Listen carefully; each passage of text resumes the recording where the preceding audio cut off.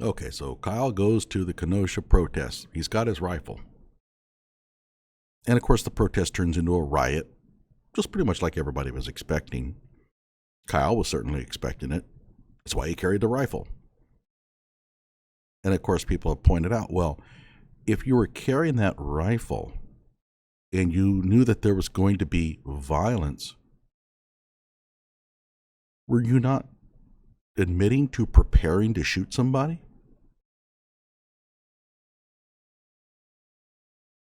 Wasn't the very act of carrying a rifle into a dangerous area an admittance of guilt?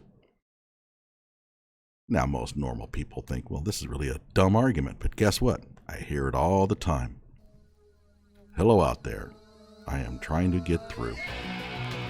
With his powerful brainwaves cradled in the warmth of reasoning, it's time for Johnnie Walker Dread to straighten you out on a thing or two.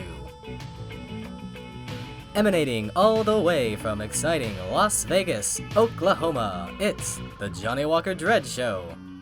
Is the act of carrying a weapon into a dangerous area an admittance of guilt? No.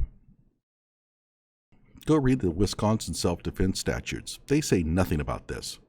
Nowhere near do they say that, well, if you carried a rifle into an area where you could be attacked, that means you don't have a self-defense claim. Because the whole thing is stupid to begin with. The whole purpose of having a gun is that you might face danger. In many states, they won't even let you have a concealed carry permit unless you can show that you're likely to be in areas where you might need to use the gun. The whole point of having a gun is that you might get attacked and might have to use it. So just acknowledging the fact that you might end up having to use the gun is not admittance of anything.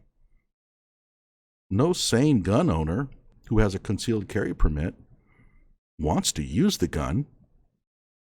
They're not packing just so that they can use it on somebody. They're packing in case they have to. And so, yeah, Kyle did say it at one point. I am carrying this rifle. I'm going into a dangerous area. I might have to use it to protect myself. That's why we have rifles. That and hunting. Now, the next thing you might ask is, well, you didn't have to be in that dangerous area. You could have stayed away. Or go unarmed. Well, going unarmed is what? Inviting danger. And so going unarmed, in Kyle's mind, is not an option. If you're going to go out there and help people medically in a riot, you better have some means of protection. That's what he's thinking. But then what about the argument that, well, he didn't have to be there? After all, we have people like firemen and police and emergency medical services that take those responsibilities. What right does a normal pesky citizen have to do that kind of work? Well, in Kyle's mind, it's civic-mindedness. Think of this analogy. There's a little girl missing. And what do the police do? They bring in volunteers to go help find her. And so you have all these people walking through the woods, calling out her name. Do those people have to do that? No. Are the police paid to do that kind of work? Yes. The people do it anyway. That's what good citizens do. In Kyle's mind, he had to be there in Kenosha because the city needed his help. Now, whether the city needed that help or not is a matter of perspective. But in Kyle's mind, it was clear. EMS is not going to go in there and help injured people.